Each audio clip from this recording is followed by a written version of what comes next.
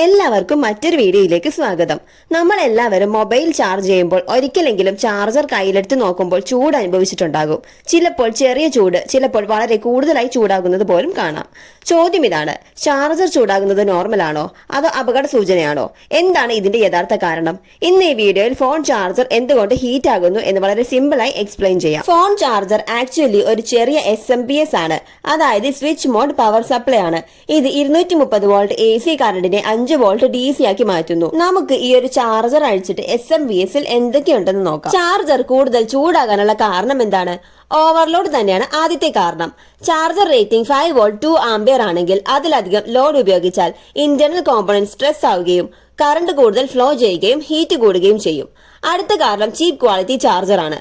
Proper heat sink ഇല്ലാത്തതും low quality capacitor ഉള്ളതും EMI filter ഇല്ലാത്തതും സേഫ്റ്റി കോമ്പണന്റ്സ് ഇല്ലാത്തതുമായ ചാർജർ ഉപയോഗിച്ചാൽ ഹീറ്റ് വളരെ കൂടും. അടുത്ത കാരണം പുവർ വെന്റിലേഷൻ ആണ്.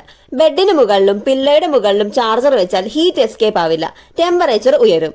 ചാർജർ എപ്പോഴും ഹാർഡ് സർഫേസിൽ വേണം വെക്കാനായിട്ട്. അടുത്തത് കേബിൾ പ്രോബ്ലം ആണ്.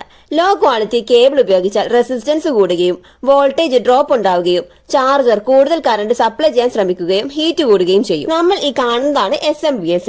ഇതിലുള്ള ഭാഗങ്ങൾ ഇതൊരു USB പോർട്ട് ആണ്. ഇവിടെ നിന്നാണ് 5 വോൾട്ട് DC ഔട്ട്പുട്ട് നമുക്ക് ലഭിക്കുന്നത്. നമുക്ക് എല്ലാവർക്കും അറിയാം, നമ്മൾ ഫോൺ ചാർജ് ചെയ്യുന്നത് ഇവിടെ വയർ കണക്ട് ചെയ്തിട്ടാണ്. USB-യുടെ അടുത്തായി തന്നെ ഒരു LED ലൈറ്റും കൊടുത്തിട്ടുണ്ട്. ഈ കറുത്ത നിറത്തിൽ കാണുന്നതാണ് ട്രാൻസ്ഫോമർ. ഇതാണ് ചാർജറിന്റെ ഹൃദയം.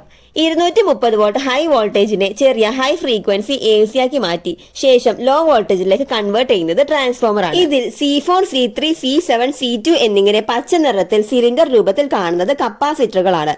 വോൾട്ടേജ് സ്മൂത്ത് ആക്കി മാറ്റുന്നതും റിപ്പിൾ കുറയ്ക്കുന്നതും സ്റ്റേബിൾ DC ഔട്ട്പുട്ട് നൽകുന്നതും കപ്പാസിറ്ററുകളാണ്. CY1 എന്ന ഈ നീല നിറത്തിലുള്ളത് ഒരു സേഫ്റ്റി കപ്പാസിറ്റർ തന്നെയാണ്. അതുപോലെ ഇതിന്റെ താഴെയായി റെസിസ്റ്റേഴ്സും ഡയോഡുകളും സ്വിച്ചിങ് ICയും എല്ലാം ഉണ്ട്. സർക്യൂട്ടിലെ കറണ്ട് ഫ്ലോ ലിമിറ്റ് ചെയ്യുന്നത് റെസിസ്റ്റേഴ്സ് ആണ്. അതുപോലെ AC-യെ DC വോൾട്ടേജ് ആക്കലാണ് ഡയോഡുകളുടെ ജോലി. ഇവയെല്ലാം കൂടി പ്രവർത്തിക്കുമ്പോഴാണ് എനർജി കൺവേർഷൻ ഉണ്ടാകുന്നത്.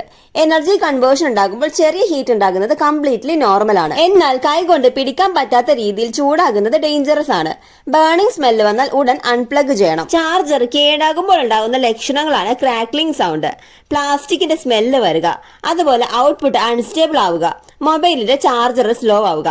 ഇവയുണ്ടെങ്കിൽ എത്രയും പെട്ടെന്ന് ചാർജർ മാറ്റണം. മുമ്പ് പറഞ്ഞതുപോലെ ചാർജർ ചെറിയ ചൂടാകുന്നത് നോർമൽ ആണ്, പക്ഷെ അതിർത്തി കടന്നാൽ അതൊരു വാർണിംഗ് സിഗ്നൽ ആണ്.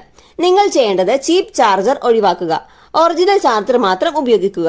ബെഡിന് മുകളിൽ വെച്ച് ചാർജ് ചെയ്യരുത്. അതുപോലെ ബേണിംഗ് സ്മെല്ല് വന്നാൽ ഉടൻ അൺപ്ലഗ് ചെയ്യുക, കാരണം ചെറിയ ഒരു ചാർജർ മിസ്റ്റേക്ക് വലിയ അപകടമുണ്ടാക്കാം. ഈ ഒരു വീഡിയോ നിങ്ങൾക്ക് ഉപകാരപ്പെട്ടെങ്കിൽ ലൈക്ക് ചെയ്യാനും ഷെയർ ചെയ്യാനും ഞങ്ങളുടെ ചാനൽ സബ്സ്ക്രൈബ് ചെയ്ത് ബെൽ ബട്ടൺ എനേബിൾ ചെയ്യാനും മറക്കരുത്. അടുത്ത വീഡിയോയിൽ കാണാം. അതുവരെ എല്ലാവർക്കും ബൈ.